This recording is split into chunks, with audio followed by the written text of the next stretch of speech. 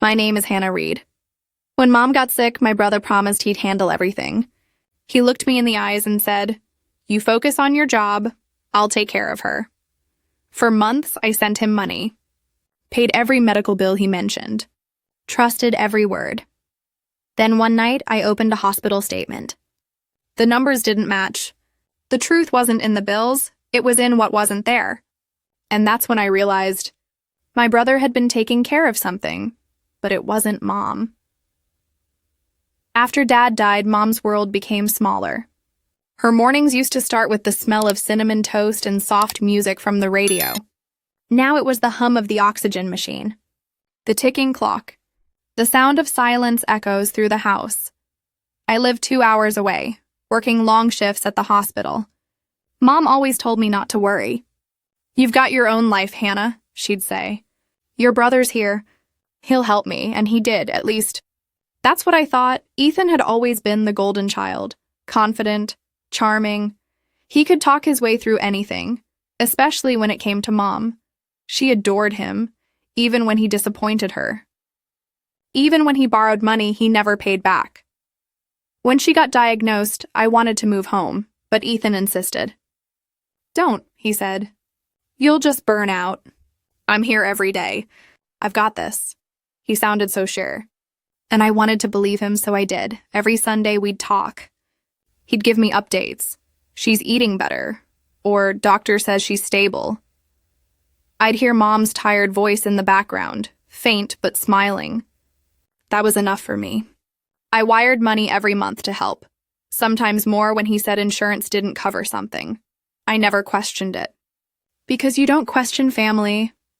That winter, the bills started stacking up in my inbox. Hospital, pharmacy, therapy. Ethan told me he was overwhelmed. So I said, "Let me take care of the paperwork." He laughed. "You're such a control freak, Hon. Just relax." "I got this," he sounded annoyed. Like I was doubting him. So I backed off. Again. But Mom's voice started sounding weaker each week. When I called, she'd say things like, "Oh, Ethan's been busy," or "He had to run out again." Once she whispered, "I miss your cooking." That one stuck with me. 3 weeks later, my shift ended early. I decided to surprise her. I didn't tell Ethan. I wanted it to be special. The drive home felt strange. I hadn't been back in almost 6 months. The trees along the road were bare, like bones reaching out of the earth. It was one of those gray afternoons where everything feels suspended, quiet, waiting. When I pulled up, the grass was overgrown. The mailbox hung crooked. And the porch light, Dad's old motion light, was burned out. I knocked. No answer. Then I heard coughing from inside. I pushed the door open. Mom sat in her chair by the window, wrapped in a blanket. Her face was pale, thinner than I remembered. The oxygen machine hissed beside her. "Mom," I whispered. She turned, smiled weakly. "Hannah?" Her eyes filled with tears. "You didn't tell me you were coming." "I wanted to surprise you," I said, hugging her gently. Her hands trembled against my back. "Where's Ethan?" I asked. She looked toward the hallway. "He's out," she said softly. "He's been busy lately." Busy. That word again. The house smelled off, like dust and stale takeout. I walked into the kitchen, a sink full of dishes. Prescription bottles were scattered on the counter, a half-empty bottle of whiskey beside the toaster. I felt something twist in my stomach. Mom's pill organizer was empty. All 7 compartments. "When did you last take your meds?" I asked. She hesitated. "I think yesterday." I frowned. "Ethan's supposed to refill these for you." "I know," she said, glancing at the floor. "He said he would." That night I stayed over. I cooked soup, cleaned the kitchen, and sorted her pills. She ate half a bowl, smiled faintly, and said, "You always make things better." It should have felt comforting. But it didn't. Because every detail was whispering something wrong. Ethan came home past midnight. Keys jingling. The door creaked open and he froze when he saw me. "Hannah," he said, startled. "What are you doing here?" I crossed my arms. "I wanted to see Mom." He forced a smile. "Well, you could have told me." You know how she gets when things change suddenly. She's not getting her meds, Ethan. His smile faded. Don't start, okay? I've been swamped. You think I don't care? I didn't answer. He brushed past me, smelling faintly of alcohol and smoke. Go to bed, he muttered. I'll handle it, but I didn't sleep. I stayed up staring at the ceiling, listening to the sounds of him moving through the house. Drawers opening, cabinets closing, and once, the sound of something being zipped shut, slowly, carefully. The next morning, I made coffee. Ethan was gone. So was Mom's credit card folder. When I asked her about it, she looked confused. He said he'd take it to the pharmacy. Mom, your card's not needed for refills. She frowned. I don't know, honey. He said it was just a quick errand. I wanted to scream, but I didn't. Instead, I opened her mail pile. And that's when I saw it. A hospital statement addressed to her, unopened. The date was from 2 months ago. Total balance, 0.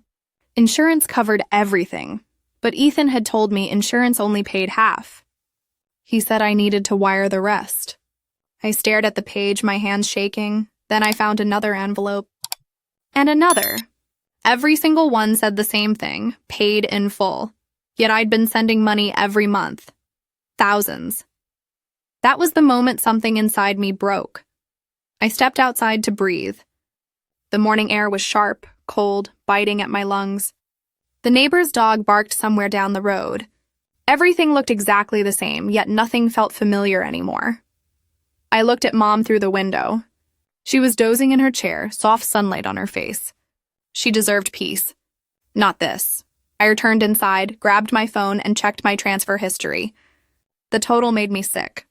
Ethan had been receiving more than Mom's entire treatment cost, by thousands, every transaction labeled, for Mom's care, and every lie delivered with a smile. That night, I called him. I saw the bills, I said. He was silent for a long moment. Then, you shouldn't have gone through her mail. Don't turn this on me, I snapped. Where's the money, Ethan? You don't understand, he said. I needed it. I had debts. I was going to pay it back. My throat went dry. You took her medical money for yourself? I didn't have a choice, he shouted. It's temporary, I hung up. My hands were trembling. The next morning, I packed my bag. Mom watched me quietly from her chair. Are you leaving already? She asked. Not for long, I said. I'll be back soon. I promise, she reached for my hand. Don't be hard on your brother, she whispered. He means well. I bit my lip. Because she didn't know. And I couldn't tell her. Not yet. When I drove away, I saw her waving through the window, small and fragile. And in that moment, I made myself a promise. I was going to fix this. Not with anger, not with yelling, but with precision. If Ethan thought he could lie to me, if he thought he could use Mom like a bank account, he had no idea who he was dealing with. Because when it came to protecting her, I'd learned from the best. And I was just getting started. Ethan texted me that night. We'll figure it out. Don't do anything stupid, I didn't reply, because I already had a plan. And every good plan starts the same way, with patience. I started collecting details, dates, transfers, receipts, every piece of evidence. Like tiny blades sharpening in my hands, I went through months of emails. Every thank you he sent. Every false update. He wasn't just lying to me. He was building a story. A perfect cover, until I tore it apart. 2 days later, I called the hospital billing office. I asked for a full account history for Mom's treatment. The clerk hesitated, then said, "Oh, your brother already requested that last month." "Really?" I asked. What did he need it for? "He said for reimbursement," she replied. "Said he was her financial proxy." My jaw tightened. "He's not." There was a pause. Then she said quietly, "Well, the records were mailed to his address. Not Mom's, not mine. His." I sat at my kitchen table surrounded by papers, bills, and printouts that night. Each page was proof. Proof of betrayal. Proof that Ethan had turned our mother's illness into an opportunity. And I kept thinking about her voice. Gentle, tired, forgiving. Don't be hard on your brother. But I couldn't let it go. Because forgiveness without truth isn't love. It's surrender. And I wasn't surrendering. When I closed my eyes that night, I saw her face, fragile, kind. She still believed in him. But that belief was costing her more than money. It was costing her dignity, her comfort, her trust, and maybe her life. I opened my eyes and whispered to the dark, "Ethan, you wanted me to trust you. Now you're going to wish I never did." The days that followed were quiet, too quiet. The kind of silence that feels like it's waiting for something to break. I still called Mom every evening, still smiled through the phone, still pretended everything was fine. But behind my smile, I was unraveling a web, thread by thread. Every lie Ethan had told was sitting in front of me now, printed in black and white. The fake medical receipts, the falsified payment screenshots, the fake pharmacy charges he'd forwarded. He'd even created a separate email under Mom's name to make the transactions look legitimate. I stared at the emails, my heart pounding. How long had he been planning this? How long had I been funding his lies? The answer didn't matter anymore. Because I wasn't the same sister who'd believed him. I was someone else now. Someone is watching every move. That weekend, I drove home again. No warning, no calls. Just a quiet visit. When I arrived, Ethan's car was in the driveway. A brand new SUV, black, sleek, spotless. Mom's old sedan sat beside it, rusting. Her license sticker had expired. Inside, the house was cleaner than before, but not by much. Mom sat by the window, wrapped in the same blanket. Her smile brightened when she saw me. "Twice in 1 week," she said, laughing softly. "I must be special." "You are," I said, kissing her forehead. But my eyes were on the table, where Ethan's laptop sat open. Numbers filled the screen. And in the corner, an online betting site. My blood ran cold. "Hey, hon." His voice came from behind me. I turned. He leaned in the doorway, smirking. "Didn't expect you again so soon?" "I had time off," I said evenly. He nodded toward the laptop. "Doing my taxes. Really?" I asked. Didn't know hospitals used betting odds for deductions. His jaw tightened. "That's none of your business." "It is," I said. "If you're using Mom's money," his smile vanished. "I told you I'm handling things." "She's missing meals, Ethan. She's out of meds." "You're handling nothing." He laughed under his breath. "You think you can do better? You live in another city. You call once a week and think you know everything." "I know when something smells wrong," I said. He stepped closer. For a moment, I saw the brother I grew up with, defiant, careless, cornered. But then, I saw something else behind his eyes. Greed, fear, desperation. "You always thought you were better than me," he said. "But Mom depends on me now." "Not you," I met his stare. "She depends on the person who actually loves her." That one landed. He turned away, muttering something under his breath, and walked out. The front door slammed so hard the window rattled. Mom asked what happened. I told her we were just arguing like siblings do. But the truth was heavier, darker, and I was done arguing.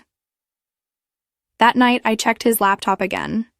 He'd left it open, dozens of transactions. Casino apps, crypto transfers, withdrawals from Mom's joint account. He'd siphoned nearly everything, her savings, her retirement. Even the money Dad had left for her funeral, gone. I closed the laptop, my hands shaking. For a moment, I thought I'd throw it through the wall. But rage was easy. Revenge required patience, and patience was something I had in abundance. Over the next week, I played along. I called Ethan, asked about Mom's care, and sent small amounts for groceries. He thanked me every time, pretending everything was normal. Meanwhile, I was documenting everything. Screenshots, bank statements, call logs. Every lie cataloged, time-stamped, preserved, but it wasn't enough to catch him.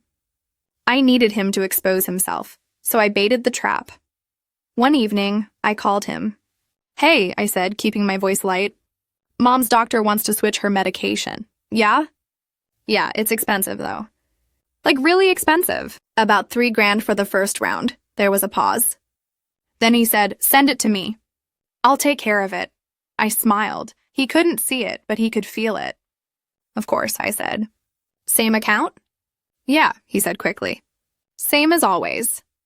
He hung up before I could say goodbye. Perfect. I transferred the money, only this time I marked it differently. The note read, "For Mom's treatment, verification required," and I copied the receipt straight to my lawyer friend, Melissa. She specialized in financial fraud. 2 days later, she called me back. "You weren't exaggerating," she said. "This is bad. He's forged documents under your mother's name. And if he's cashing those transfers, it's wire fraud." "What can I do?" I asked. "Let him make one more move," she said. "Then we have him." Her voice was calm. Mine wasn't, because waiting meant Mom was still living under his care. Still depending on him, but I had to trust the plan. That same night, Mom called me. "Honey," she said softly, "Ethan's been out late again. He says it's work, but I think he's lying."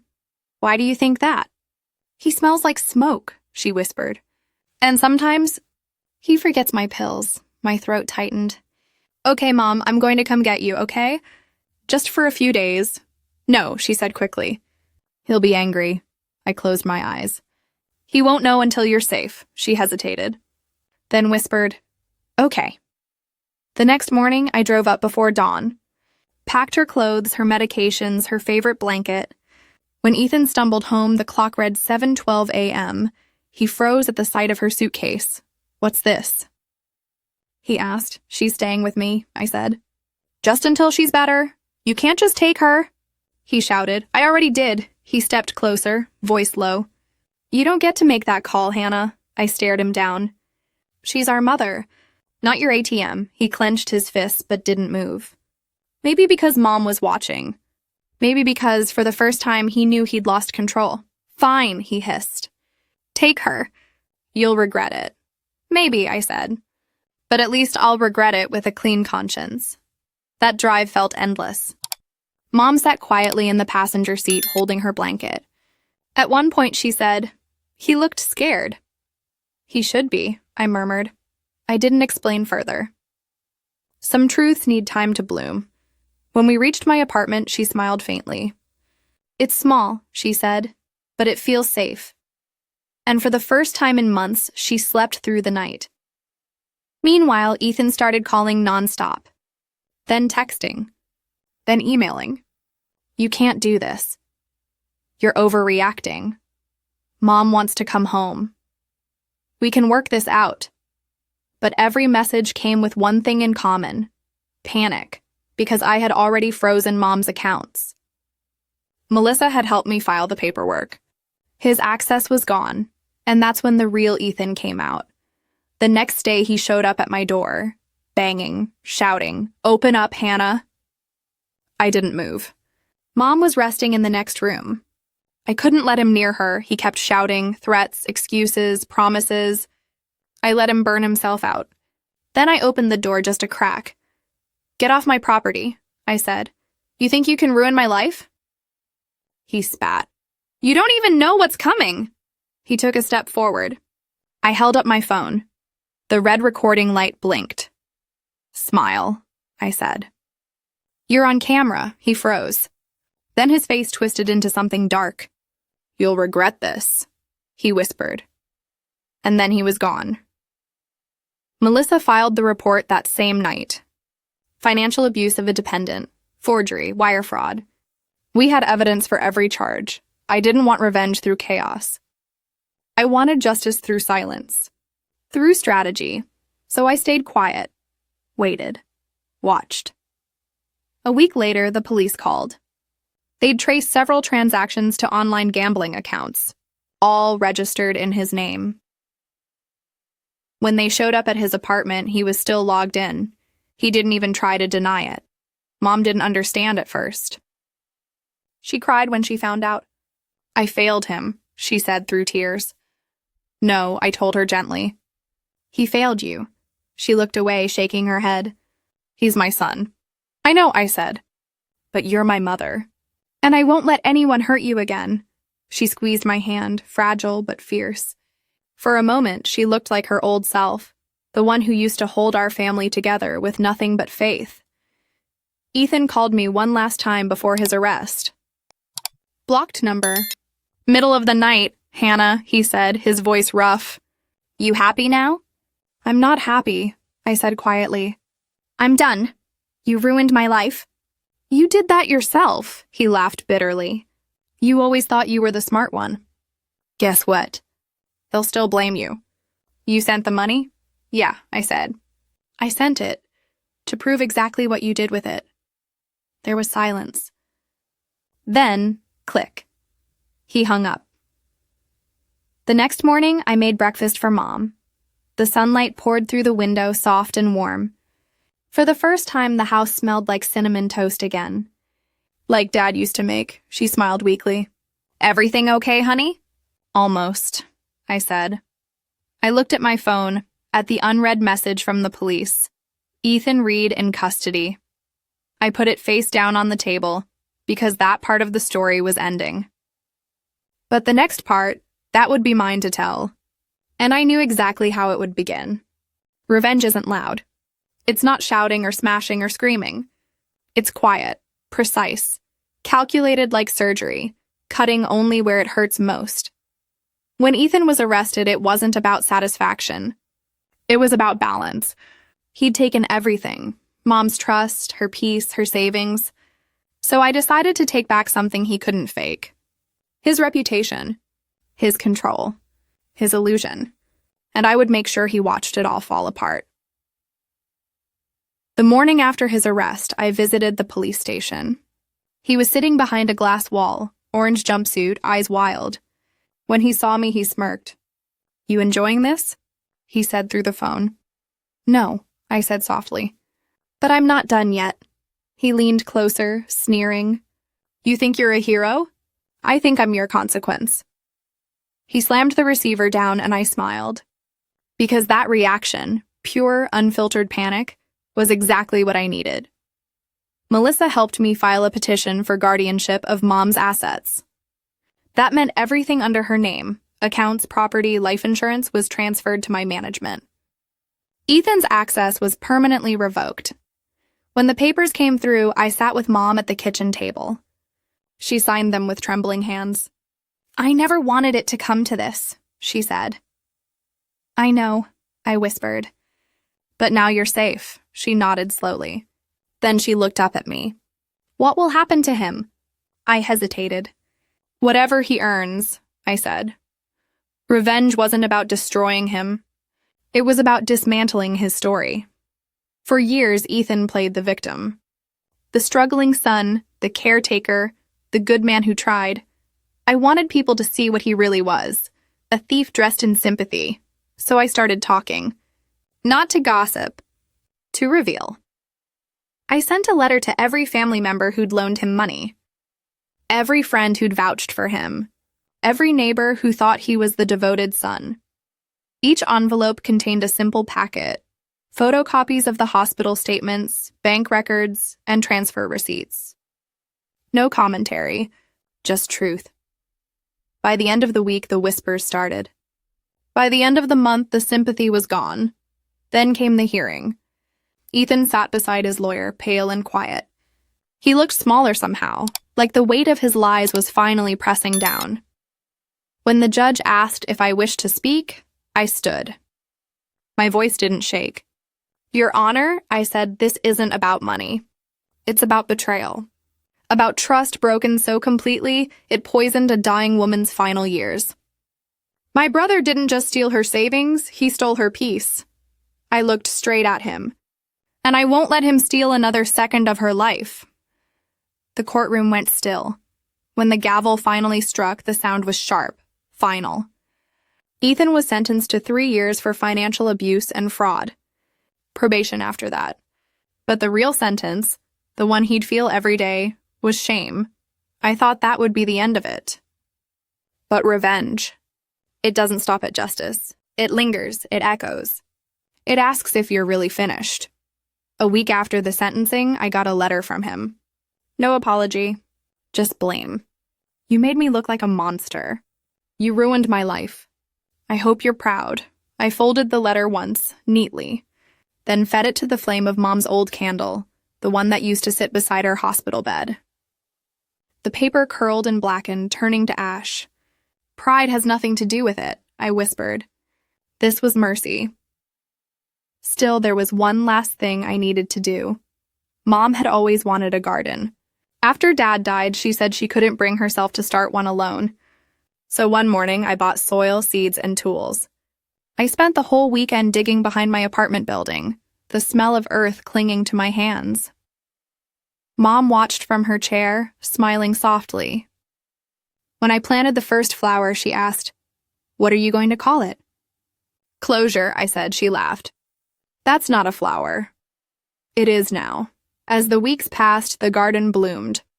And with every new bud, the bitterness faded. Ethan tried to call a few times from jail. I didn't answer. Not out of hate, out of peace. He'd chosen his path. And I had chosen mine. Some nights, I still thought about him. Not the criminal, the boy who used to build pillow forts with me in the living room. The one who'd chase fireflies until Mom called us in for dinner. That version of him was gone long before the police came. And maybe, in some way, that was the real loss. One evening, as the sun dipped low, Mom looked out at the garden. She said, "Maybe this is how things were meant to be. What do you mean?" I asked. She smiled faintly. "You always cleaned up after your brother. But this time, you cleaned the wound, too." I didn't know what to say. So I just took her hand. We sat in silence, watching the flowers sway in the breeze. A month later, the final restitution check arrived, money recovered from Ethan's frozen accounts. I deposited it directly into a trust under Mom's name. Every cent marked for her care, her comfort, her dignity. No more lies. No more begging for help. No more pretending, just truth. And peace. That night, I lit another candle beside Mom's bed. She was already asleep, breathing softly. The flame flickered, casting long shadows on the wall. I whispered to the quiet room, "It's over." But part of me knew. Revenge doesn't end when justice begins. It ends when you stop needing it. And that, I realized, was the final act. Ethan lost everything he stole. I lost the illusion that he'd ever be my brother again. But Mom, she got her peace, and that to me was victory enough. It's been 6 months since Ethan's sentencing. 6 months since the phone stopped ringing, since the silence in our house became soft instead of sharp. Mom's stronger now. She laughs more, eats better. Sometimes she even teases me, says I fuss too much. We still have doctor's visits, still have quiet evenings filled with the hum of the oxygen machine, but now there's peace in those sounds. They don't haunt the air anymore. They fill it with life. The garden outside my window is wild now. Not perfect, not tidy, but alive. Just how Mom likes it. Sometimes I catch her sitting there in the mornings, wrapped in her blanket, whispering to the flowers like they can hear her. And maybe they can. Maybe they remember what this soil cost us. Every petal a secret we survived. People still ask about Ethan. I tell them he's getting help. That's not forgiveness, that's honesty. Because I've learned forgiveness isn't letting someone back in. It's letting the weight go. I don't carry him anymore. Not his lies. Not his shadow. Not the version of him I kept trying to save. He made his choices. And I made mine. The other day, I found one of Dad's old letters in a box. The kind he used to write for us before he passed. It said, "Family isn't who shares your blood. It's who shares your heart when it's breaking." I read that line twice. Then I looked at Mom, fragile, radiant, breathing steady beside me. That's family. Not the kind you're born with, the kind you rebuild from what's left. Sometimes, when the sun sets and the sky turns that soft, bruised purple, I stand by the garden and listen. To the crickets, to the wind through the trees, to the quiet that finally feels earned. And I think about the girl who once trusted too easily, who believed every promise without question. She's gone now, but I don't mourn her, because what replaced her is something stronger, sharper, still kind. But not blind. If you asked me now what revenge feels like, I'd tell you it isn't fire. It's peace. It's walking away without needing to look back. Ethan took the money, but I took back the truth. And truth lasts longer than anything he ever stole. My name is Hannah Reed, and I learned that sometimes the hardest kind of love is the one that says, enough.